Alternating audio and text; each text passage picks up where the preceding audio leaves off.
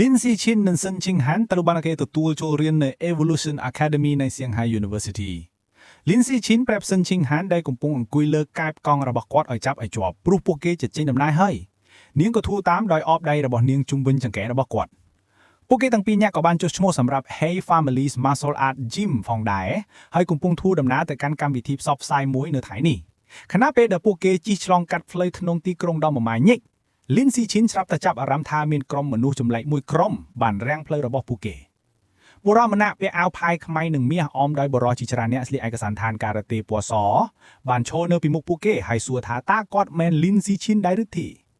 Lindsay Chin ភ្ញាក់ផ្អើលក៏បញ្ឈប់កង់ហើយសួរពួកគេថាតើពួកគេជានរណាបុរសនោះបានណែនាំខ្លួនថាជា Liu Chuanwu សាកលវិទ្យាធិការនៃ Budo Academy របស់ Shanghai University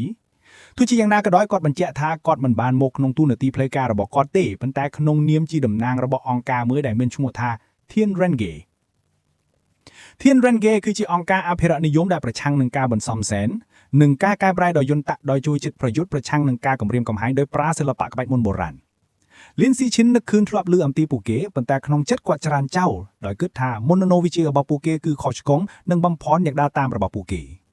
Liu Chuanwu បានអញ្ជើញ Lindsay Chin ឲ្យចូលរួមជាមួយ Thiên Renge ជាផ្លូវការមិនអោបប៉ុណ្ណឹងគាត់ Lindsay Chin គ្រាន់តែសុំឲ្យពួកគេចេញពីផ្លូវរបស់គាត់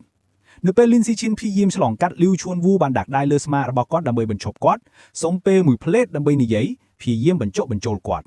Liu Chuanwu ផ្ដល់ទូរស័ព្ទថ្មីមួយដល់គាត់ជាកាដូប៉ុន្តែ Lindsay Chin ជាក់ស្ដែងមានអារម្មណ៍មិនស្រួលដោយសារការទៅទិញនោះក្រោយមក Lindsay Chin, Sun Ching Han និង Liu Chuanwu កំពុងអង្គុយនៅក្នុងហាងកាហ្វេមួយ Liu Chuanwu ពន្យល់ថាអង្គការរបស់គាត់គឺ Thiên Renge ស្រាវជ្រាវពីរបៀបដោះសោសក្តានុពលរបស់មនុស្សឈាមបរិសុទ្ធ Pure-blooded humans ដោយគ្មានការបន្សំសែនឬការកែប្រែដោយយន្តការគាត់អះអាងដោយក្តីមោទនៈថាគោលដៅរបស់ពួកគេគឺដើម្បីជួយមនុស្សបំបែកនូវរបាំងជីវៈសាស្ត្រធម្មតាហើយវិវត្តទៅជាសត្វកម្រខ្ពស់កម្រឬសូម្បីតែកម្រិតកំពូល Epic Beings ដើម្បីបញ្ជាក់ចំណុចរបស់គាត់ប្រាប់ Lindsay Chin ថាពួកគេបានសម្រេចលទ្ធផលខ្លះហើយបង្ហាញវីដេអូនៅលើទូរស័ព្ទរបស់គាត់នៅក្នុងវីដេអូនោះLiu Chuanwu ដែលអះអាងថាកម្រិតជីវសាស្ត្ររបស់គាត់គឺធម្មតាថ្នាក់ទី9 Ordinary Tier 9ត្រូវបានគេឃើញប្រឈមមុខនឹងគូប្រជែងដ៏ខ្លាំងក្លាម្នាក់គាត់បញ្យល់ថាវីដេអូនោះបង្ហាញពីគាត់បានកម្ចាត់អ្នកបន្សំសែនកម្រិតខ្ពស់ High Level Gene Fuser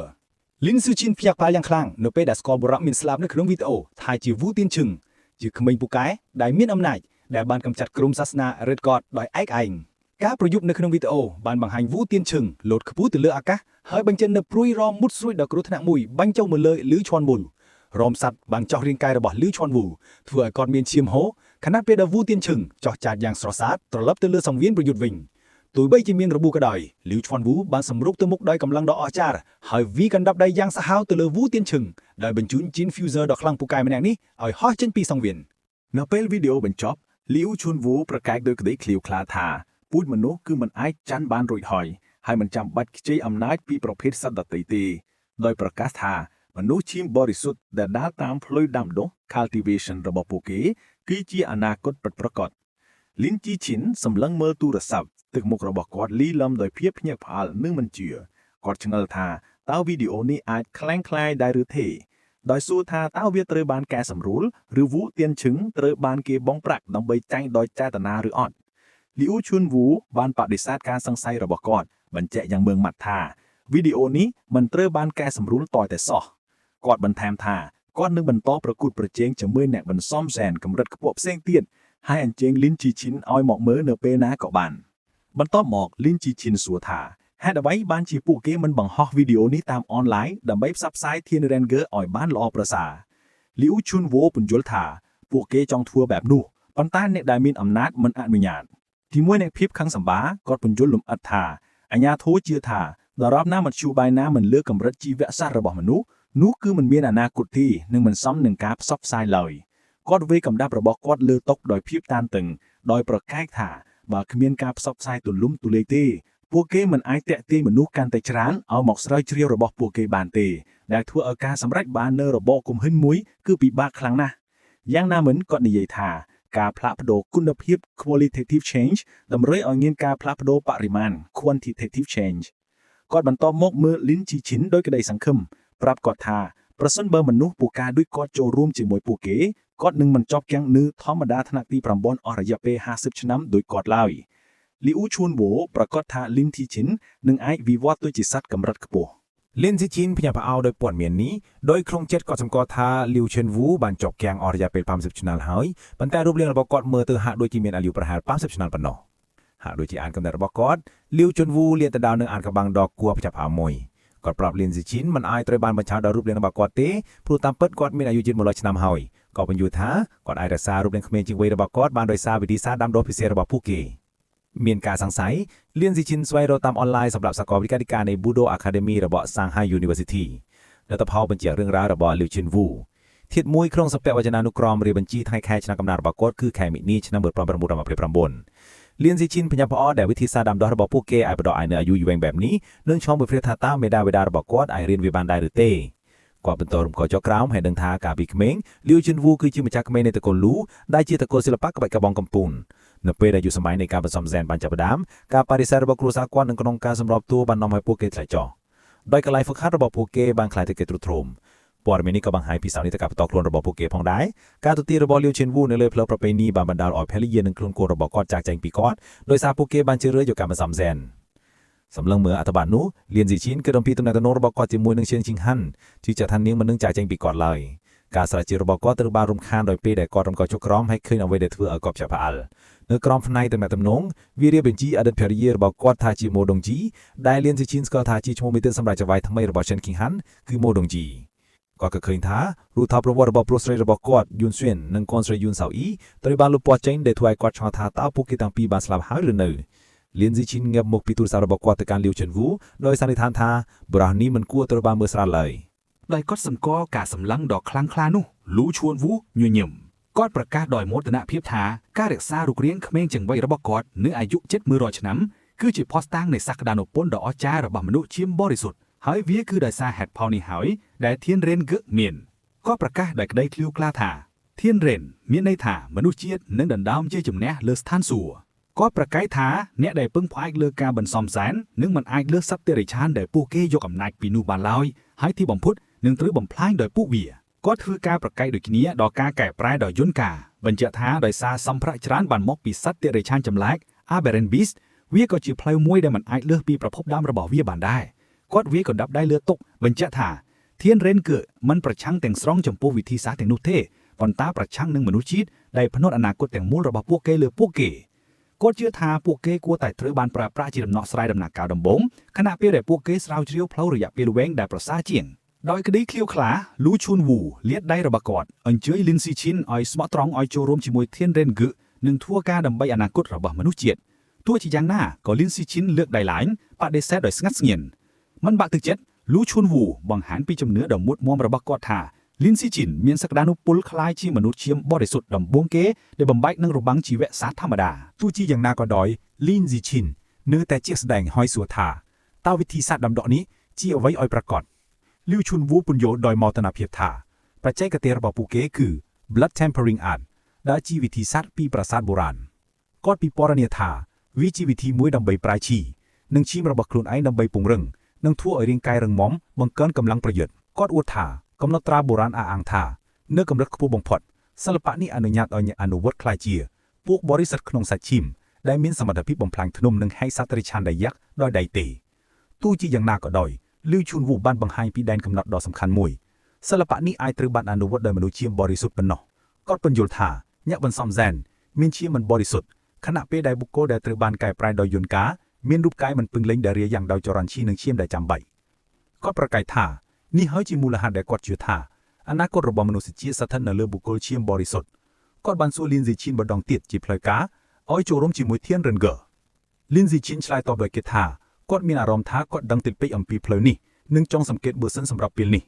ลิวชนวูกันเตตเต็งหนึ่งเอาตัวมุกปราบลินซีชินท่ากดไอจำนายเปียระบกอดเรียนบ้านปันตาวินึงเจกาขมาเย็นอย่างคลั่งขนมการเจกจีเต็บกระสอริงไกดออจาระบกอนลิวชนวูเอาตัวเจ็ดปราบกอดท่าปีเตสนาระบาเทียนเรนเกอร์นิสชนามได้ตรีบานสันมอท่ามีพิบชอบช่องจิมวยหนึ่งการบันซอมแซนดับอมวยพิรุยมันมีเอาไว้เปรียบเทียบตัวหนึ่งกว่าเตก็ตัวช่างไอดอตนานิเยท่าเนี่ยมันไอเปรียบเทียบตัวหนึ่งซอกแต่สอดใส่หนึ่งบาร์บอลินซีชินบานลอยได้บรรดาลอยเซนจิงฮันฟิญฟ้าเจียเพสิเจอระบนิ่งจังโฮมปอดได้พิบจุดเจียอย่างเคลียร์คล้าลิวชุนวูโปรกัสท่าปูเกตไตแต่เจียท่าลินซีชินได้เมียนแต่ในแต่รูปกายเล็กมวยคือเจเตกุสาวกัมพูดประกาศนักครึ่งแขน ก็ปรับลินซีชินทาประสันบัตรก็จะเลือกเพลย์ระบบพวกเกย์ก็นึงไอ้กำเต็ดเซนชิงฮันในกระดงอนาคตได้มันมีการสงสัยนี่คือไอ้เซนชิงฮันเมื่อเตอร์สรงสงัดชิงอท่าแฮดเอาไว้บานจีนิ่งทรีบันอุตีนโจตกระดงการสันตนีนี่ลินซีชินเลือกได้ระบบกวดดับเบิลรำคาญการนิจัยระบบลิวชวนวูกวดจังกอลจอมเตอร์เซนคิงฮันได้มีตึกมุกสงสงัดโดยเป็นเจียกท่านิ่งคือจีซื้อชน้ำได้มีพีบชอบขณีจิมวยหนังกาบนซอมไซน์ดับพมวยเพียร้อยได้ก็เติบแต่นิจัยอัมปีแซนคิงฮันกระวีได้ยังอมเอียนคณะเปลได้ลิวชวนวูจับประดามใบเนื้อได้ไพ่สำหรับเจ็ดบรรจับการสันตเนียลินซีชินประกาศทาวิยุบเจริญร้อยกวาดเรือโทรศัพท์ได้ลิวชวนวูบานพดอลไอกวาดบนนี้กราวโชล้างกวาดจับได้แซนคิงแฮนออกลลิวชวนวูสำหรับโทรศัพท์หนึ่งเพศเจหนึ่งปรับกวาดทาปุเก้หนึ่งเจงเกิดฮาลีได้เพียรเพย์สลอนสโลลิวชวนวูเลียดได้แต่รกปุเก้อย่างออกสังคมโดยอังวอปุเก้เอาโรงจำหอยพดอลระยะเปสาละบ้องกลาชนำขณะเปได้ปุเก้ได้เจงตัวการได้กันเนี้ยกวาดสไลตามพิกรอยปุเก้ได้พดอลเอาทเวดองในอัฐประยชน์เอาไว้ก็ได้ได้ Evolution Academy พดอลเอากวดโดยเปได้นูมันบานบรรจุปุเก้กวดการแต่ออกสังคมแถมเตี้ยหนึ่งบังการการพดอลจูนระบอกกวดดอกใบดองในอัฐประยชน์เปียกทาใบดองทั่วออยลินจีชินชุบพเนกระบอกกวดบากทมโดยเพียบพญาพเอลแต่ตะพีพลาพดอเพลียมขณะเปได้ลินจีชินสลับตายตลบแต่ตกวิ่งได้ปรับลิวชฟันวูถ้ากว่าแต่งแต่ยุลสรอมหนึ่งตุสนาวิเชียระบที่เอ็นรันเกจิมวยหนึ่งตักมกดอกกระไดกกุกในปรัชญาเจ็ดลินซีชินกระดับกันดับได้ระบอกกวาดหนึ่งประกาศทากวาดบานสำหรับเจ็ดนอมยกเตบกับซอลระบอกกวาดเตอกันที่เอ็นรันเกหนึ่งโจลหุมจำในในขังบุปผาระบอกมนุษย์เชียปรสดลิวชฟันวูตระบานตกเอาสลังกางนั้นในยี่มันเจงขณะเปดาร์กำนังโต้ชิปบีเวอร์ซันระบอกกวาดย่อมจำปูจำนวนตึกปรักดอกถมเทงได้กวาดเติบแต่บานสัญญาโดยบ้านทวยการสำรันจิตอวกรลินซิชินปรับลิวชุนวูทากอดมีนสำนัวมวยกอดสัวทาตากอดดังทากอนไลน์ประพบซอฟไซคือจีเอาไว้ได้ลิวชุนวูผนิพเอายังครั้งโดยชงอทาตาเซอร์ไว้ก็ไม่แน่ไอดังอ่องปีกอนแรงแบบนี้ด้อยระเบียบหน้าตึกมุกระบอกกอดปลายจิตทงทงอเนื้อไปเด็กกอดปุญโยลทากอนไลน์ประพบไตรบ้านกีเจียทาจีประพบดามในจีบัตแตงอกอดปุญโยลลุ่มเอิดทาสติชานจำไรแตงนึกน้องพิภพโลกเมียนประพบจันปีตีโนลินซิชินขึ้นพิจารณาเลยโปรเมนีโดยดังถากอนไลประพบคือจีประพบดาลำในสติชานจำไลแตงกอดส่วนลิ้วชนวูทาต้าวใส่ซัดได้ล้วนในคงตีบสาก็เมาปีตีนูได้ตีลิ้วชนวูไว้เจอเรื่องนี้โดยปุญโยธาซัดในเรือแผ่นใดมันกรุกร้อนดำไปจนจำประเจจนตูเตอร์บรรตัวมอมลินซิชินซัวอัมตีวิดีโอในกไลนูลิ้วชนวูกรวีกบาร์โดยปุญโยธาขมิ้นอุปกรณ์อิเล็กทรอนิกส์นามวยดำนาใกล้ในตีนูเตโดยเฉพาะมันเจ้าใบแต่มวยดำใบถอดเอาใบมวยคือตามระยะกำนวนประกอบนิยมนี้บองก็ไอเมนการนักเลือกสำหรับเล่นซีชินก็นึกเคยดูเพียบระบองสริจวนขพูดระบอแซนชิงฮันคือลิวชินเชอร์เฮ้ยดังท่าไว้เด็กกอดกึดท่าจิรุปทอนคือปัจจิกำนวนหลมเอิดขพูนนะการสันตเนียระบปูเก๋ตรีบ้านรุมคานโดยตัวสอบระบลินจีจินโรดเวียคือจิมเมอร์ระบปูเก๋คือเฮยูสู้ท่าปูเก๋แน่นาคณะเปได้ปฏิกับสอบไซในกันไล่หัดปรานเจ็ดจับประดามลินจีจินเทเนียกอดท่าปูเก๋กำปงทูดำนาหายกอดกราวชอดากระตับสปีระบกอดให้ปรับลียูจอนวูถ้าปูเกมีเรื่องเด็ดเลยโจรุมให้เต๋อแต่จากจังมนไปปูเกเต๋อลียูจอนวูหอยสืบเผยปอกคิวมือกบาลได้มีจำนองจึงท่า Blood Tempering Art ดอลลินจิจินบรรโยธาวิมีนวิธีศาสตร์ดำโดลำอัดตู้จีอย่างนากระดอยกอดประดอดปรงประยันบรรเจท้ามีนกำรัดมวยเดบใบอนุวัตเวียมโนมันเนื้อเต๋อแต่เชียนดาวธรรมดาธนาติบุญให้เมียนชี้หนึ่งเชียงกรุกรอนกอดแนะนำท่าได้ศาสตร์ในแต่เรื่องกายระบาลินจิจินจิตดาวธนาติบุญหอยกอดกลัวแต่ศึกษาเสียเผานี้เป็นเมื่อเดียวเก่าให้จับดามอนุวัตเนเปเดกอดอริจมรานลินจิจินอยากเสียเผานุหายเรื่องเวโจติขนกระบอกระบากอดเดมันฟอจงพวกกาพยาฟาระบาลีอยู่จวนวูลินจิจินเลือดดังท้ากอดบันเช่นดอธรรมดาทางที่ประมวยร้อยหายโดยเฉพาะกอดเมียงกำรงจับดามอนุวัตเพลียมเนเปเดกอดตลบตัววิงติดตะเพียบบานปโดเตออาเกียกปงมวยเนื้อข้างขนมสตรีไว้เขาไม่มาแงะได้เมียนเสาะจองกลตัวแซ่คงปุ้งฝึกหัดอย่างคลังคลาดอยตอดอย่างคลังตะเลบ้าทุงุนแดทั่วไอเวียเวลเนียงชบเนเปเดเนียงลื่นนามาเนี่ยห้วยดอริกเรียเงียกหมอเนียงเคยลิวชวนวูกำปงดาโจดอยจิมเฮียนดอริกเรียเนียงจังดังก็สู้ตัวสาวกรวิเจติกาธาตาเอาไว้ได้ถวยกอดสบายจิตคลังมาแล้วลิวชวนวูอวดปรับนรีไว้ขมายนุโดยตึกมุกมอเตียนเพียบกอดอาอังท้าโดยซาแต่มนไตสไนระบอกกอดบันเจริญเสือได้ไม่เป็นตุแต่เรียงกายกำปูลในขนมแขดเอาโจยตัวขนมเทียนเรนแกนรีไว้ขมายนุทยาปาลหายสัวท่าตาวิจกับเปิดได้หือเตลิชวันวูบังฮันตือระสาประบอกกอดจมวยหนึ่งปนเดเมียนตำนักตำนองระบาลินจิจิน ដោយអះអាងថាវាគឺជាបុគ្គលិកលក្ខណៈរបស់គាត់ទាំងអស់ប៉ុន្តែនាងទាមទារការពិតក្រុមសម្ពាធលីឈ្វាន់វូទទួលស្គាល់ដោយភ័យឆាគាត់ត្រូវផ្ដល់ជូនលីនជីជីន3ដងនៃអត្ថប្រយោជន៍ដែល Evolution Academy កំពុងផ្ដល់ជូននារីវ័យក្មេងនោះស្រែកដោយភ័យខ្លាចដោយរំលឹកគាត់ថាអង្គការរបស់ពួកគេជំពាក់បំណុលយ៉ាងច្រើនរួចទៅហើយលីវឈ្វាន់វូព្យាយាមលួងលោមនាងដោយម៉ាស្សាស្មារបស់នាងដោយធានាឡើងវិញថាគាត់បានរៀបចំការណាត់ជួបជាមួយស្ត្រីអ្នកនាង3នាក់ដើម្បីរ៉ាប់រងការចំណាយខណៈពេលដែលនាងមើលទៅហាក់ដូចជាអន់ចិត្តបដូរប្រធានបទលីវឈ្វាន់វូសួរថាតើនាងចំណាយពេលប៉ុន្មានដើម្បីដឹងពីឈីនិងឈាមរបស់នាងនៅពេលដែលនាងអនុវត្ត blood tampering art ដំបូងនាងនឹកឃើញថាវាគឺ10ឆ្នាំមុនហើយនិយាយថាវាត្រូវចំណាយពេលប្រហែល1សប្តាហ៍បន្ទាប់មកគាត់សួរថាតើនាងចំណាយពេលប៉ុន្មានដើម្បីធ្វើជាម្ចាស់នៃការគ្រប់គ្រងឈាមហើយនាងឆ្លើយថា2ខែ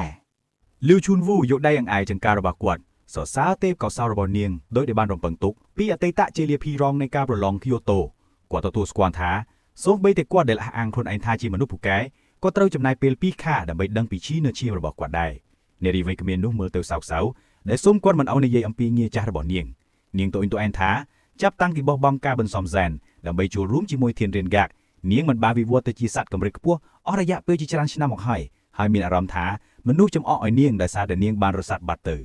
លឺឈុនវូដាក់ដៃដ៏លួងលោមលើស្មារតីនាងដែលប្រាប់នាងឲ្យអនុញ្ញាតឲ្យពួកគេសើចទៅគាត់ធានាដល់នាងថាក្នុងរយៈពេលពី3ឆ្នាំទៀតនៅពេលដែលនាងវិវត្តនាងនឹងក្លាយទៅជាអ្នកដែលវាពួកគេវឹងនារីវ័យក្មេងនោះដកដង្ហើមធំដោយកត់សម្គាល់ថានាងបានពង្រឹងរាងកាយរបស់នាង2ដងហើយប៉ុន្តែនៅតែមិនទាន់បានបើកចំណុចធម្មពលអាគូភួននេះឡើយនាងស៊ូអំពីលៀនស៊ីជីនដោយឆ្ងល់ថាតើគាត់នឹងចំណាយពេលប៉ុន្មានដើម្បីដឹងពីឈីនិងឈាមរបស់គាត់លីវឈុនវូវាតម្លៃថាដោយសារទិន្នន័យរាងកាយរបស់លៀនស៊ីជីនគឺពិសេសវានឹងចំណាយពេលប្រហែល10ថ្ងៃលឺដូច្នេះនារីវ័យក្មេងនោះមានទឹកមុខប៉ិនប្រសប់ដោយប្រកាសថានាងនឹងត្រូវបង្រៀនសិស្សពូកែថ្មីនេះឲ្យបានត្រឹមត្រូវយប់នោះទីក្រុងស្ងប់ស្ងាត់នៅក្នុងបន្ទប់របស់គាត់លីនស៊ីជីនអង្គុយពុតជើងនៅលើគ្រែរបស់គាត់សមាធិជាមួយនឹងសៀវភៅ Blood Tampering Art ដែលបើកគាត់គិតក្នុងចិត្តថាការដឹងពីឈីនិងឈាមគឺសាមញ្ញដោយគាត់សម្គាល់ថាគាត់បានធ្វើវាក្នុងរយៈពេលត្រឹមតែ3វិនាទីប៉ុណ្ណោះដោយអានសៀវភៅគាត់សម្រេចចិត្តថាជំហានបន្ទាប់គឺគ្រប់គ្រងឈីនិងឈាមដើម្បីពង្រឹងរាងកាយរបស់គាត់ចាប់ផ្ដើមពីដៃស្ដាំរបស់គាត់ផ្ដោតធម៌ពលរបស់គាត់និងដៃស្ដាំរបស់គាត់ត្រូវបានហុំព័ទ្ធដោយពន្លឺដោយអណ្ដាតហ្វឹលការជូនដំណឹងរបស់ប្រព័ន្ធបញ្ជាក់ថាគាត់កំពុងប្រើឈីនិងឈាមដើម្បីពង្រឹងស្បែករបស់គាត់បង្កើនកម្លាំងស្បែកនិងជំនាញរបស់គាត់កន្លះម៉ោងក្រោយមកលីនស៊ីជីនសាកល្បងលទ្ធផលគាត់យកកំបិតហើយវាទៅលើដៃរបស់គាត់យ៉ាងខ្លាំងក្លាចំពោះការពេញចិត្តរបស់គាត់ផ្លែកំបិតបានលោតចេញដោយគ្មានស្នាមឆ្កួតគាត់ដឹងថាការពង្រឹងតែមួយវគ្គបានធ្វើឲ្យស្បែករបស់គាត់មិនជ្រាបចូលដោយមុខកំបិតដោយយល់ឥឡូវនេះថាលូជុនវូទប់ទល់នឹងការវាយប្រហាររបស់វូធានចេញបានដោយរបៀបណាឆ្ងល់ថាតើគាត់នឹងខ្លាំងប៉ុណ្ណាបន្ទាប់ពី8វគ្គគាត់បន្តការដាំដុះរបស់គាត់3ម៉ោងក្រោយមកលីនស៊ីជីនបែលហត់នឿយអង្គុយនៅលើគ្រែរបស់គាត់បែកញើសគាត់គណនាថាក្នុងល្បឿននេះគាត់អាចបញ្ចប់ការពង្រឹងស្បែកទាំងអស់នៅលើរាងកាយរបស់គាត់ក្នុងរយៈពេល1សប្តាហ៍ដោយគាត់សម្គាល់ថាខណៈពេលដែលដៃរបស់គាត់ត្រូវបានធ្វើរួចវាបានប្រើប្រាស់1/3នៃឈីនិងឈាមរបស់គាត់ការសម្រាករបស់គាត់ត្រូវបានរំខានដោយការជូនដំណឹងតាមទូរស័ព្ទនៅពេលយប់ជ្រៅគាត់ពិនិត្យមើលវាហើយឃើញសារ patient Queen Han នាងសួរថាតើគាត់គេងហើយឬនៅហើយនិយាយថានាងមានការភ្ញាក់ផ្អើលមួយដោយអញ្ជើញគាត់ទៅបន្ទប់របស់នាងដោយចង់ដឹងគាត់យល់ព្រមទៅភ្លាមនៅពេលគាត់ចេញទៅគាត់បានរត់ទៅប៉ះនឹងម្ដាយរបស់គាត់គឺ Yang Wansin នាងសួរដោយដឹងថាតើគាត់នឹងទៅជួប Chen Kin Han មែនទេដោយពន្យល់ថាក្មេងស្រីនោះបានផ្ញើសារប្រាប់នាងអំពីការភ្ញាក់ផ្អើលនោះជាមួយនឹងស្នាមញញឹមលេងសើចនាងប្រាប់គាត់ឲ្យប្រញាប់ឡើងដើម្បីកុំឲ្យ Chen Kin Han ភ័យលីនស៊ីជីនគូស្ទ្វាររបស់ Chen Kin Han ហើយប្រកាសពីការមកដល់របស់គាត់នាងអញ្ជើញគាត់ចូលគាត់បើកទ្វារហើយភ្ញាក់ផ្អើលនៅពេលដែលឃើញ Chen Kin Han នៅលើគ្រែរបស់នាងដោយរំខ្លួនទាំងស្រុងនៅក្នុងភួយក្រាក់មុខរបស់នាងឡើងក្រហមនៅពេលដែលគាត់សួរថាតើមានអ្វីកើតឡើងនាងឆ្លើយដោយអៀនថានេះគឺជាការភ្ញាក់ផ្អើលការស្រមៃរបស់គាត់ចាប់ផ្ដើមរត់យ៉ាងព្រៃផ្សៃហើយគាត់ឆ្ងល់ថាតើការភ្ញាក់ផ្អើលមកគឺថានាងមានបំណងធ្វើខ្លួនឯងឲ្យគាត់ឬដោយស្រមៃមើលទស្សនវិជ្ជាអាស្រ័យដល់ពាក់ព័ន្ធនឹងខ្សែអាចប្រុងប្រយ័ត្នដោយអង្រុនចោលនៅគំនិតមិនសមរម្យគាត់និយាយលេងទាំងភ័យកង់ចិត្តថានាងប្រកាសជាគ្រាន់តែចង់បង្ហាញគាត់នៅនាឡិកាភ្លឺក្នុងទីងងឹតប៉ុណ្ណោះទោះជាយ៉ាងណាក៏ Chen Kin Han តទៅថាគាត់គ្រាន់តែត្រូវការមកមើលប៉ុណ្ណោះនៅតែឡើងក្រហមលីនស៊ីជីនដើរទៅហើយអង្គុយនៅលើកែមក្រែនាងប្រាប់គាត់ថ្នមៗឲ្យលើកកម្របឡើងមើលគាត់មើលចុះហើយឃើញមុខរបស់នាងឡើងក្រហមខ្លាំងភ្នែករបស់នាងសម្លឹងមើលគាត់ដោយទឹកមុខអៀនខ្មាស់ស្ទើរតែល្បួនលីនស៊ីជីនមានអារម្មណ៍ថាបេះដូងរបស់គាត់លោតញាប់មុខរបស់គាត់ក៏ក្តៅស្មើគ្នាខណៈពេលដែលបរិយាកាសកាន់តែតានតឹងនិងមិនច្បាស់លាស់មិនអាចរងចាំបានគាត់លាតដៃទៅលើកភួយពណ៌សដើម្បីបង្ហាញពីការភ្ញាក់ផ្អើលដែលនៅពីក្រោមនៅពេលដែលគាត់លើកភួយនោះ លៀនស៊ីឈិនត្រូវបានទុកឲ្យស្រឡំកាំងទាំងស្រុងដោយការភ្ញាក់ផ្អើលដែលកំពុងរងចាំគាត់សិនឃីងហានកំពុងដេកនៅលើគ្រែឡើងក្រហមដោយស្លៀកឈុតខីប៉ៅពណ៌សតឹងដែលនាងបានទិញតាមអនឡាញមុខរបស់លៀនស៊ីឈិនប្រែជាក្រហមខ្លាំងនៅពេលដែលឃើញនាងភ្ញាក់ផ្អើលយ៉ាងខ្លាំងដោយអៀនសិនឃីងហានសួរគាត់ថាតើឈុតនេះមើលទៅល្អលើនាងដែរឬទេទាំងភ័យនឹងមិនអាចដកភ្នែកចេញបានគាត់អាចងក់ក្បាលហើយនិយាយថានាងមើលទៅអស្ចារ្យត្រូវបានលើកទឹកចិត្តដោយប្រតិកម្មរបស់គាត់នាងទទួលស្គាល់ថានាងក៏បានទិញស្រោមជើងខ្មៅផងដែរហើយសួរថាតើគាត់ចង់ឃើញពួកវាមើលទៅលើនាងដោយរបៀបណាទាំងបែកញើដោយភ័យគាត់យល់ព្រមដោយភាពរំភើបដោយប្រាប់នាងឲ្យពាក់ពួកវាដើម្បីឲ្យគាត់មើលខណៈពេលដែលលិនស៊ីឈិនមើលសិនឃីងហានចាប់ផ្ដើមពាក់ស្រោមជើងខ្មៅបន្តិចម្ដងដែលធ្វើឲ្យគាត់ឡើងក្រហមកាន់តែខ្លាំងនៅពេលដែលនាងបានពាក់រួចរាល់នាងសួរម្ដងទៀតថាតើនាងមើលទៅល្អដែរឬទេគាត់ធានាដល់នាងថានាងមើលទៅស្រស់ស្អាតហើយឈុតនោះស័ក្តិសមនឹងនាងយ៉ាងល្អឥតខ្ចោះដោយឡើងសោយនាងប្រាប់គាត់ថាស្រោមជើងមានអារម្មណ៍ល្អណាស់ហើយអញ្ជើញគាត់ឲ្យប៉ះពួកវាគាត់ចូលទៅជិតហើយប៉ះជើងរបស់នាងថ្នមដោយយល់ស្របថាពួកវាមានអារម្មណ៍ស្រួលណាស់ដេកចុះនៅលើគ្រែសិនឃីងហានរំកិលចូលទៅជិតគាត់ហើយសួរថាតើអ្វីដែលមានអារម្មណ៍ល្អជាងនៅពេលប៉ះរវាងជើងរបស់នាងឬស្រោមជើងទាំងឡើងក្រហមប៉ុន្តែញញឹមលិនស៊ីឈិនឆ្លើយថាជើងរបស់នាងពិតជាមានអារម្មណ៍ល្អជាងដែលជារឿងដែលនាងហាក់ដូចជាយល់ស្រប រំពេចនោះពេលវេលាដ៏ស្និទ្ធស្នាលរបស់ពួកគេត្រូវបានរំខានដោយសម្លេងរបស់ចាំងវ៉ាងស៊ីនពីម្ខាងទៀតនៃទ្វារនាងស្រែកថាម្ដាយរបស់សិនជីងហានគឺស៊ូម៉ាំងទើបតែយកសម្ភារៈអនាម័យមួយចំនួនមកឲ្យនាងហើយព្យួរពួកវានៅលើដៃទ្វារដើម្បីឲ្យនាងយកនៅពេលក្រោយដែលធ្វើឲ្យលិនស៊ីជីនដែលចន្លំភ្ញាក់ផ្អើលដោយការលេចឡើងភ្លាមៗរបស់នាងលិនស៊ីជីនក្រោកឈរឡើងហើយដើរទៅមាត់ទ្វារដើម្បីឆ្លើយតបនាងជាមួយនឹងទឹកមុខឆ្ងល់លិនស៊ីជីនយកកាបូបដែលម្ដាយរបស់នាងទុកនៅមាត់ទ្វារនៅពេលដែលគាត់មើលទៅខាងក្នុងគាត់ឡើងក្រហមនៅពេលដែលឃើញប្រអប់របស់របរទាំងនោះសម្រាប់សុវត្ថិភាពដែលម្ដាយរបស់សិនជីងហានបានរៀបចំសម្រាប់គាត់បញ្ជាក់ពីការសង្ស័យរបស់គាត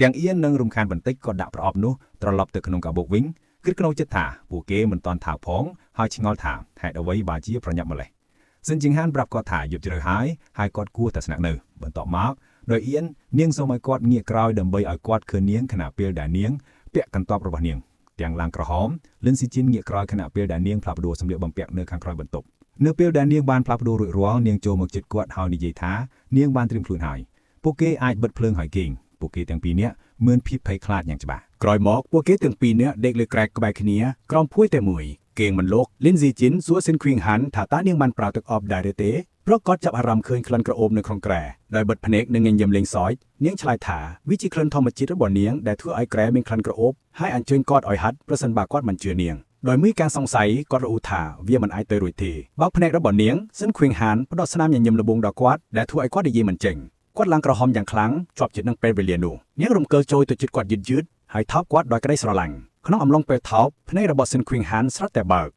បង្ហាញពីការភ្ញាក់ផ្អើលនាងទៀងខ្លួនចេញភ្លាមថ្នមដោយសុំគាត់ដោយសម្លេងដ៏រងហានថារងចាំមួយផ្លេតភ្ញាក់ផ្អើលសិនឃ្វីងហានចេញពីក្រែហើយពាក់ស្បែកជើងប្រទេសរបស់នាងខណៈពេលដែលលិនស៊ីជីនដែលច្រឡំសួរថាតើមានអ្វីខុសមុខរបស់នាងឡើងក្រហមដោយភាពខ្មាស់អៀននាងងាកក្រោយហើយសារភាពថានាងទើបតែនោមដាក់ខោនាងម្ដងទៀតនាងឈរនៅក្បែរក្រែដោយភាពអាម៉ាស់ខណៈពេលដែលលិនស៊ីជីនមើលពីលើពូករំពេញនោះគំនិតមើលបានកើតចំពោះលិនស៊ីជីនហើយគាត់សុំឲ្យនាងរងចាំគាត់សួរថាតើនាងមានអារម្មណ៍យ៉ាងណាមុនពេលវាកើតឡើងហើយថាតើនាងបានជួបប្រទះនូវភាពប្រែប្រួលផ្លូវចិត្តខ្លាំងដែរឬទេទាំងអៀននាងពន្យល់ថាបេះដូងរបស់នាងលោតញាប់នាងមានអារម្មណ៍រំជើបរំជួលនៅក្នុងទ្រូងរបស់នាងរាងកាយរបស់នាងឡើងកម្ដៅហើយជាលទ្ធផលនាងបាត់បង់ការគ្រប់គ្រងផ្លកនោមរបស់នាង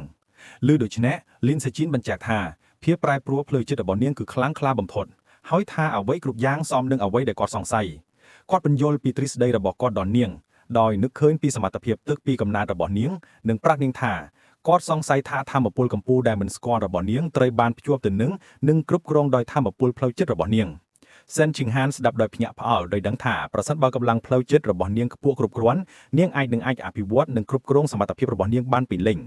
ជាមួយនឹងកំណត់ថ្មីដើម្បីសាកល្បងទ្រឹស្ដីរបស់គាត់លិនសាជីនចាប់ដៃរបស់នាងហើយស្នើឲ្យពួកគេបន្តថើបគ្នាដើម្បីមើលតើភាពប្រែប្រួលផ្លូវចិត្តរបស់នាងបង្កឲ្យមានឥទ្ធិពលដូចគ្នាម្ដងទៀតឬដែរទេសេនធីងហានសូមលិនសាជីនរងចាំដើម្បីឲ្យនាងផ្លាស់ប្ដូរកន្តើមរបស់នាងប៉ុន្តែគាត់ប្រាប់នាងកុំឲ្យបារម្ភដោយប្រកាសថានាងនឹងនោមដាក់ខោនាងម្ដងទៀតក្នុងពេលបន្តិចទៀតយ៉ាងណាក៏ដោយដូច្នេះពួកគេគួរតែបន្តការពិសោធន៍របស់ពួកគេនាងយល់ព្រមឲ្យពួកគេបន្តថើបគ្នាយ៉ាងខ្លាំងក្លានៅលើគ្រែបន្ទាប់ពីថើបលិនសាជីនកាន់មុខរបស់នាងថ្នមហើយសួរថាតើនាងមានអារម្មណ៍យ៉ាងណានៅពេលនេះនាងឡើងក្រហមទាំងស្រុងបញ្ជាក់ថាវាពិតជាដូចមុនដែរ ការឡើងដ៏ខ្លាំងក្លានៃភាពប្រែប្រួលផ្លូវចិត្តត្រូវបានអមដោយការបាត់បង់ការគ្រប់គ្រងផ្លូវនោមភ្លាមៗដោយបានសាកល្បងវាជាច្រើនដងលីនសាជីនប្រាប់នាងថាគាត់ជឿជាក់ហើយថាធម្មពលកម្ពុជារបស់នាងត្រូវបានធ្វើឲ្យសកម្មតាមរយៈធម្មពលផ្លូវចិត្តរបស់នាងសែនឈីងហានដែលសើមនឹងអៀនខ្មាស់និយាយថានាងបាច់ញាស់ច្រើននឹងទៅងូតទឹកនៅពេលដែលនាងចេញពីក្រែពីបន្ទប់ទឹកនាងស្រែកថានាងភ្លេចឈុតគេងរបស់នាងហើយសូមគាត់យកឈុតមួយមកឲ្យនាងគាត់យល់ព្រមដោយមិនស្ទាក់ស្ទើរ លីនស៊ីឈិនទៅកាន់ទូខោអាវរបស់ឈឿនគីងហាន់ហើយបើកវាមើលតាមសម្លៀកបំពាក់ដែលបត់យ៉ាងស្អាតរបស់នាងពេលកំពុងស្វែងរកគាត់រកគ្រឿងខោត្រណប់ដ៏គួរឲ្យស្រឡាញ់មួយគូដែលមានបូពណ៌ផ្កាឈូកហើយភ្ញាក់ផ្អើលដោយគិតក្នុងចិត្តថាវាងាយស្រស់ស្អាតប៉ុណ្ណាគាត់ដាក់វាត្រឡប់មកវិញយ៉ាងលឿនទាំងឡើងក្រហមហើយគិតថានាងប្រហែលជាមិនពាក់ខោត្រណប់ទេនៅពេលនាងគេងជាមួយកន្ទបជាចុងក្រោយគាត់ចាប់យកឈុតគេងពណ៌ខៀវខ្ចីមួយឈុតហើយសម្រេចចិត្តថាវានឹងប្រើការបានក្រោយមកពួកគេទាំងពីរនាក់នៅក្នុងក្រែរៀបចំខ្លួនគេងលីនស៊ីឈិនដេកទាំងភ្ញាក់ជាមួយនឹងទឹកមុខគិតហើយងាកទៅមើលឈិនគីងហាន់ដែលបានគេលក់យ៉ាងលឿនហើយសូម្បីតែហៀទឹកមាត់បន្តិចបន្តួចគាត់ញញឹមយ៉ាងទន់ភ្លន់ហើយអង្អែលថ្ពាល់របស់នាងថ្នមព្រឹកបន្ទាប់លីនស៊ីឈិនចាក់ចេញពីបន្ទប់របស់នាងដោយស្ងាត់ស្ងៀមបិទទ្វារយ៉ាងប្រុងប្រយ័ត្នដើម្បីកុំឲ្យនាងភ្ញាក់នៅពេលដែលគាត់ហៀបនឹងចេញទៅគាត់បានជួបនឹងម្ដាយរបស់នាងគឺស៊ូម៉ាំងនៅក្នុងផ្ទះបាយនាងប្រាប់គាត់ថាអាហារពេលព្រឹកជិតរួចរាល់ហើយណែនាំឲ្យគាត់ស្នាក់នៅនឹងញ៉ាំមុនពេលទៅផ្ទះហើយគាត់ក៏យល់ព្រមដោយរីករាយលីនស៊ីឈិនញ៉ាំអាហារពេលព្រឹកជាមួយឪពុកម្ដាយរបស់ឈិនគីងហាន់គឺឈិនហ្ស៊ីអាននិងស៊ូម៉ាំងឪពុករបស់នាងសួរថាតើឈិនគីងហាន់ភ្ញាក់ហើយឬនៅហើយលីនស៊ីឈិនឆ្លើយថានាងមិនទាន់ភ្ញាក់ទេហើយថាពួកគេគួរតែឲ្យនាងគេងបន្តទៀតស៊ូម៉ាំងនិយាយថានាងប្រាថ្នាចង់ឲ្យកូនស្រីរបស់នាងមានវិន័យដូចលីនស៊ីឈិនប៉ុន្តែឈិនស៊ីអានការពារនាងដោយនិយាយថាបន្ទាប់ពីខ្លាចជាសេះឆ្នាំនៅក្នុងខេត្តនាងសមនឹងទទួលបានការសម្រាកក្នុងអំឡុងពេលថ្ងៃឈប់សម្រាកបន្ទាប់ពីអាហារពេលព្រឹកលីនស៊ីឈិននិយាយលាស៊ូម៉ាងនៅមាត់ទ្វារដោយប្រាប់នាងថាមិនចាំបាច់ដើរជូនគាត់ចេញទេនៅពេលដែលគាត់ចាកចេញនាងបិទទ្វារដោយស្នាមញញឹមប៉ិនប្រសប់និងពេញចិត្តស៊ូម៉ាងទៅរកស្វាមីរបស់នាងហើយប្រាប់គាត់ថាកាលពីយប់មិញនាងបានក្រោកទៅបន្ទប់ទឹកហើយឮសំឡេងផ្កាឈូកកំពុងដំណើរការនៅជាន់លឺដោយបញ្ជាក់ថាកូនស្រីរបស់ពួកគេនិងលីនស៊ីឈិននៅជាមួយគ្នាសិនស៊ីអានគិតថាយល់ស្របនឹងការសន្និដ្ឋានរបស់នាងដោយរំភើបដោយសារការរីកចម្រើនដ៏សំខាន់នេះនៅក្នុងទំនាក់ទំនងរបស់ពួកគេស៊ូម៉ាំងចាប់យកទូរស័ព្ទរបស់នាងដើម្បីចែករំលែកដំណឹងល្អភ្លាមៗជាមួយចាងវ៉ាងស៊ីនទន្ទឹមនឹងនេះលីនស៊ីឈិនមកដល់ផ្ទះហើយរៀបចំខ្លួនដើម្បីបោកគក់សម្លៀកបំពាក់ដែលគាត់បាំងពាក់កាលពីថ្ងៃមុននៅពេលដែលគាត់កំពុងផ្លាប់ដូរម្ដាយរបស់គាត់គឺចាងវ៉ាងស៊ីនលើកឡើងឃើញគាត់នាងផ្ដល់ស្នាមញញឹមដឹងឮនិងលើកមេដៃឲ្យគាត់ដោយប្រាប់គាត់ថាគាត់មានសមត្ថភាពខ្លាំងដែលធ្វើឲ្យលីនស៊ីឈិនយល់ច្រឡំទាំងស្រុងដោយសារការសរសើរភ្លាមៗរបស់នាងទស្សនវិជ្ជាផ្លាប់ដូរទៅអគារមួយដែលហាក់ដូចជាសកលមីស្លៃបរិសុទ្ធសាច់ដុំម្នាក់ពាក់វ៉ែនតាខ្មៅនិងសក់វែងអមដោយក្រុមបរិសុទ្ធដែលមានកម្លាំងស្មើគ្នាបានសម្រុកចូលទៅក្នុងកម្លាំងហាត់ប្រាណដោយស្រែកហៅឈ្មោះលាវជុនអ៊ូហើយទាមទារការពន្យុទ្ធតាក់ទងនឹងលីនស៊ីឈិនដោយស្ងប់ស្ងាត់លីវឆនវូធ្វើពុតជាមិនដឹងថាគាត់កំពុងនិយាយអំពីអ្វីទេទាំងខឹងបរិសុទ្ធនោះស្រែកថាលីនស៊ីឈិនបានចុះឈ្មោះចូលរៀនលើ Evolution Academy របស់គាត់រួចហើយចោទប្រកាន់លីវឆនវូថាបានប្រើល្បិចកក់ខ្វក់ដើម្បីលួចសិស្សសម្រាប់សាលាក្បាច់គុណរបស់គាត់លីវឆនវូតបដល់ដោយកំហឹងដោយសួរថាហេតុអ្វីបានជាមានតា Evolution Academy ទេដែលគួរមានសិទ្ធិជ្រើសរើសសិស្សការជជែកតវ៉ាកាន់តែខ្លាំងឡើងដោយសាកលវិទ្យាធិការទាំងពីរស្រាយដាក់គ្នាទៅវិញទៅមកអំពីគោលការណ៍ជ្រើសរើសនិងកិច្ចព្រមព្រៀងពីមុនដែលលីវឆនវូមិនអើពើដោយឥតអៀនខ្មាស់ជាមួយនឹងអេរិយាបថនៃឧត្តមភាពលីវឆនវូអះអាងថាវិធីសាស្ត្រជ្រើសរើសរបស់គាត់គឺសមហេតុផលទាំងស្រុងហើយជាផ្នែកមួយនៃការប្រកួតប្រជែងដោយយុត្តិធម៌គាត់ប្រជែងនឹងសាកលវិទ្យាធិការម្នាក់ដោយប្រាប់គាត់ថាប្រសិនបើគាត់មិនពេញចិត្តគាត់មានសេរីភាពក្នុងការព្យាយាមជ្រើសរើសលីនស៊ីជីនត្រឡប់មកវិញទាំងខឹងសាកលវិទ្យាធិការ Evolution Academy ស្រែកដាក់គាត់ដោយសួរថាតើអ្នកដែលគួរឲ្យមើលងាយដោយគាត់អាចនិយាយអំពីការប្រកួតប្រជែងដោយយុត្តិធម៌ដោយរបៀបណាហើយប្រជែងគាត់ឲ្យប្រយុទ្ធភ្លាមនៅនឹងកន្លែងជាការវាស់វែងពិតប្រាកដនៃយុត្តិធម៌លីវឈួនវូសើចំអស់ដើម្បីគំនិតនោះដោយសួរថាតើគាត់គិតថាគាត់ជាមនុស្សល្ងងដែរឬទេការជជែកតវ៉ាកាន់តែរីកធំឡើងលីវឈួនវូចង់អត់បង្ហាញអំពីភាពខុសគ្នាដ៏ធំសម្បើមនៅក្នុងកម្រិតធម៌ពលរបស់ពួកគេដោយបញ្យល់ថាសាកលវិទ្យាធិការគឺជាកម្រិត5កម្រិតខ្ពស់ខណៈពេលដែលគាត់គ្រាន់តែជាកម្រិត9ធម្មតាដែលនឹងធ្វើឲ្យការប្រយុទ្ធមិនយុត្តិធម៌សាកលវិទ្យាធិការតបដល់ថាគាត់មានអាយុ48ឆ្នាំខណៈពេលដែលលីវឈុនវូមានអាយុ99ឆ្នាំដោយចោទប្រកាន់គាត់ថាបានទាញយកប្រយោជន៍ពីភាពក្មេងរបស់គាត់លីវឈុនវូបានតបវិញដោយចោទប្រកាន់គាត់ថាបានព្យាយាមធ្វើបាបបុរសចំណាស់ម្នាក់ដែលធ្វើឲ្យសាកលវិទ្យាធិការនិយាយមិនចេញដោយកំហឹងច័ន្ទក្នុងការជជែកតវ៉ាសាកលវិទ្យាធិការងាកក្រោយហើយចាក់ចេញជាមួយក្រុមរបស់គាត់ដោយស្រែកថាដរាបណាលាវឈុនវូបដិសេធការបបន្សំសានគាត់នឹងនៅតែទន់ខ្សោយជារៀងរហូត ហើយអាចបន្តលេងជាមួយមនុស្សឈាមបរិសុទ្ធរបស់គាត់ដែលមិនប្រសើរជាងសត្វល្អិតឡើយក្រោយមកសាកលវិទ្យាធិការនៅក្នុងការិយាល័យកំពុងនិយាយជាមួយម៉ូដុងជីនាងណែនាំគាត់កុំឲ្យបារម្ភដោយធានាគាត់ថាក្នុងពេលឆាប់ៗនេះលីនស៊ឺឈិននឹងឃើញពីរបៀបដែលមិត្តរួមថ្នាក់របស់គាត់នឹងវាគាត់តាមរយៈការបន្សំហ្សែននិងការកែប្រែដោយយន្តការហើយបន្តមកគាត់នឹងចង់បដូរមុខវិជ្ជាដោយធម្មជាតិគាត់ទទូចថាបញ្ហាពិតប្រាកដមិនមែនជារឿងនោះទេប៉ុន្តែលាវឈុនវូបានបំពេញច្បាប់ហើយត្រូវតែបានផ្តន្ទាទោសចំពោះរឿងនេះដោយស្ងប់ស្ងាត់ម៉ូដុងជីណែនាំថាប្រសិនបើគាត់មានអារម្មណ៍ថាត្រូវបានគេធ្វើខុសខ្លាំងពេកគាត់គួរតែសងសឹកគាត់ដោយការលួចសិស្សល្អបំផុតរបស់គាត់វិញទាំងភ័យប៉ុន្តែជឿជាក់សាកលវិទ្យាធិការយល់ព្រមធ្វើតាមដំបូន្មានរបស់នាងនៅពេលដែលសាកលវិទ្យាធិការចេញទៅម៉ូដុងជីបិទទ្វារការិយាល័យកាន់ពេងរបស់នាងពិចារណាថាទោះបីជាម៉ាចេនហ៊ីជាមនុស្សដែលស្ងប់ស្ងាត់ជាធម្មតាក៏ដោយក៏គាត់តែងតែបាត់បង់ភាពស្ងប់ស្ងាត់របស់គាត់និងក្លាយជាមនុស្សគ្មានហេតុផលនៅពេលតាក់ទងជាមួយលាវឈុនវូខណៈពេលដែលផឹកទឹកមួយក្អកនាងគិតអំពីលាវឈុនវូដោយគាត់សម្គាល់ថាបន្ទាប់ពីរយៈពេលជាច្រើនឆ្នាំមកនេះគាត់មិនបានផ្លាស់ប្ដូរទាល់តែសោះមាត់របស់គាត់នៅតែមុតស្រួយដូចពីមុននាងសោកស្ដាយដែលគាត់បានជ្រើសរើសផ្លូវខុសកាលពីក្មេងជឿថារាងកាយរបស់គាត់ខ្លាំងដូចអណ្ដាតរបស់គាត់ដែរហើយប្រសិនបើមិនមែនជាការជ្រើសរើសរបស់គាត់ទេគាត់ក៏អាចនឹងក្លាយជាសាកលវិទ្យាធិការសាលាយ៉ាងហោចណាស់នៅពេលនេះផងដែរទស្សនវិជ្ជាបានផ្លាស់ប្ដូរទៅទស្សនវិជ្ជាខាងក្រៅដែលលីនស៊ីឈិននិងសេនឈីងហានកំពុងរត់ជាមួយគ្នាតាមបណ្ដោយផ្លូវក្បាលប្រឡាយមួយបន្ទាប់ពីមួយសន្ទុះសេនឈីងហានឈប់ហត់នួយធៀងស្រង់និងដកដង្ហើមមិនរួចដោយនិយាយថានាងមិនអាចបន្តរត់ទៀតទេលីនស៊ីឈិនចូលទៅចិត្តហើយហុចដបទឹកមួយឲ្យនាងដើម្បីឲ្យនាងផ្ដល់ជាតិទឹកឡើងវិញខណៈពេលដែលនាងផឹកគាត់ស្នើឲ្យពួកគេបញ្ចប់ការវឹកហាត់សម្រាប់ថ្ងៃនេះហើយទៅអង្គុយនៅលើកៅអីក្បែរនោះដើម្បីបន្ធូរសាច់ដុំរបស់ពួកគេមិនយូរប៉ុន្មានសេនឈីងហានកំពុងដេកផ្ងាលើកៅអីឈើមួយហើយលីនស៊ីឈិនអង្គុយក្បែរនាងដើម្បីម៉ាស្សាជើងរបស់នាងនិងបំបត្តិភាពតានតឹងសាច់ដុំដោយដឹងគុណនាងងាកមកមើលគាត់ហើយអរគុណគាត់ញញឹមហើយប្រាប់នាងថាដោយសារពួកគេជិតស្និទ្ធប៉ុណ្ណឹងនាងមិនចាំបាច់អរគុណគាត់ទេពាក្យរបស់គាត់ធ្វើឲ្យសេនឈីងហានឡើងក្រហមយ៉ាងខ្លាំងនាងអង្គុយឡើងហើយសួរគាត់ដោយអៀនខ្មាស់ដោយផ្ទាល់ថាតើទំនាក់ទំនងរបស់ពួកគេនៅពេលនោះជាអ្វីនាងឆ្ងល់ថាតើពួកគេគ្រាន់តែជាមិត្តកុមារភាពឬថាតើនាងជាមិត្តស្រីរបស់គាត់លីនស៊ីឈិនញញឹមដាក់សេនឈីងហានហើយបញ្ជាក់ថាគាត់ចាត់ទុកនាងជាគ្រួសារទាំងឡើងក្រហមសេនឈីងហានសួរថាតើគាត់គិតក្នុងចិត្តថាជាគ្រួសារបែបណាហើយបន្តមកសួរគាត់ថាតើគាត់ចង់ឲ្យពួកគេคล้ายជាគ្រួសារបែបណាដោយអៀននាងស្នើថាពួកគេអាចជាគូដណ្ដឹងដែលគាត់យល់ព្រមធ្វើឲ្យនាងពោពេញដោយក្តីរីករាយយ៉ាងរីករាយនាងអង្គុយជិតគាត់នៅលើកៅអីសិនជីងហានបន្តមកស្នើឲ្យពួកគេរៀបចំការភ្លាមបន្ទាប់ពីពួកគេបញ្ចប់ការសិក្សាពីសាកលវិទ្យាល័យលីនស៊ីឈិនយល់ព្រមយ៉ាងរីករាយចំពោះផែនការរបស់នាងហើយពួកគេទាំងពីរបានបិទត្រាការយល់ព្រមរបស់ពួកគេជាមួយនឹងការសន្យាដោយម្រាមកយយប់នោះនៅផ្ទះរបស់លីនស៊ីឈិនគាត់កំពុងអង្គុយនៅលើសាឡុងក្នុងបន្ទប់ទទួលភ្ញៀវជាមួយនឹងឪពុកម្ដាយរបស់គាត់គឺលីនយ៉ាននិងចាងវ៉ាងស៊ីនរំពេចនោះមាននរណាម្នាក់គូទិវាលីនយ៉ានទៅបើកវាហើយភ្ញាក់ផ្អើលនៅពេលដែលឃើញថាជានរណាវាគឺសាកលវិទ្យាធិការម៉ាចេនហ៊ីដែលស្វាគមន៍គាត់ហើយសុំទោសសម្រាប់ការមកលេងយឺតដោយពន្យល់ថាគាត់ចង់និយាយអំពីជំរឿរបស់លីនស៊ីជីនចំពោះសាលាលីនយ៉ានឆ្ងល់ថាហេតុអ្វីបានជាសាកលវិទ្យាធិការមកនិយាយអំពីរឿងនោះយឺតម្ល៉េះខណៈដែលបញ្ហានេះត្រូវបានសម្រេចរួចហើយម៉ាចេនហ៊ីហុចកាដូត្រីមួយឲ្យគាត់ដោយពន្យល់ថាពួកវាគឺជាអំណោយពីសិស្សម្នាក